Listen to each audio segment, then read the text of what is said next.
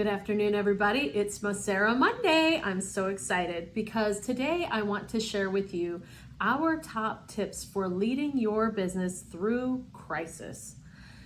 Not something we all want to think about all the time, but it's where we are at least once every decade, right? So 10 years ago, when we started our business, it was in a time of financial crisis. And here we are again. Doesn't matter what caused it, it only matters where we are and what we're going to do about it. So, I have 4 things for you today, and throughout the month, I will be featuring for you all the things that you can do as a leader of your business. Now, it doesn't matter if you're actually the owner of the business, a manager, an employee. There are things that you can do to make your business and your environment better, regardless of where you are. So, I just want to encourage you to take a moment, take these things in, and see which ones can be useful to you and where you can apply them in your business even today. So the first thing that you're going to do, of course, is identify that there is a crisis. And right now, our businesses have been affected by the COVID-19 virus. Some have been shut down. All have been affected in some way. Not all negatively, some positively.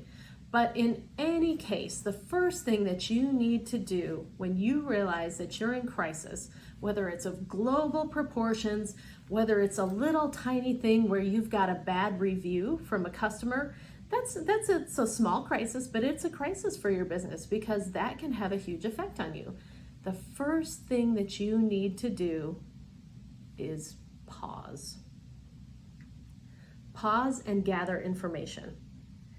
See what can be done, understand the whole criteria, the whole concept of what's going on, the whole background, and figure out what your options are. Now, we've all done a lot of pausing here in the last couple of months, some more than others. But the first thing you need to do is pause and gather information. Once you've got enough information to reasonably move forward, that's the next thing you need to do is move forward. Do not let the gathering information stage stymie your progress. You're going to have to focus on responding quickly. What information can you get right away and how can you move forward? What happens to a lot of people is they get stuck in that first stage. When you pause and gather information, this might be a matter of minutes, it might be a matter of days, but it cannot be a matter of months. It might be a week, but it cannot be a matter of months. You cannot get into the analysis paralysis because you will go down. And our goal here is to keep you going. So, step 1, pause and gather information. Step 2, make decisions. So, according to Harvard Business Review, you need to not only make decisions of what you are going to do, but what you are not going to do. I think that's a very powerful set of decisions you're going to make. A, what are we going to do? What are we going to pursue? And B, what are we not going to do? So if it's just you, write it down and leave it somewhere you can see it. If you have a team, you need to make absolutely sure that you have communicated this and communicate it again and again as you travel through your crisis. Because what you're doing and what you're not doing are very, very important, and you're going to have to move quickly and focus on those things. So that's number 3, is to boldly pursue. Once you've made a decision, boldly pursue it. Don't go halfway. When you're in crisis, you need to step on the gas and get out of the situation you're in. So once you've decided, just do it. Don't let anything get in your way. Put everything you've got into it. And that's why you get paid the big bucks, okay? Because that's a huge risk and that's hard to do. That takes some definite intestinal fortitude. You're gonna have to be strong and it's gonna be scary. It's going to make your heart beat fast. It's gonna give you high blood pressure probably, but again, that's why you're in the position you're in, because you have the power, you know the most about your business, and you're going to be the one to lead it out of crisis.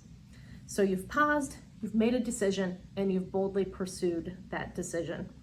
Next, the thing that's going to mitigate the risk that's involved in that bold pursuit of your decision is consistent evaluation.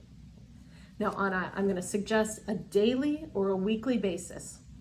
Look at all the information that you have that can tell you if you've made a decision in the right direction.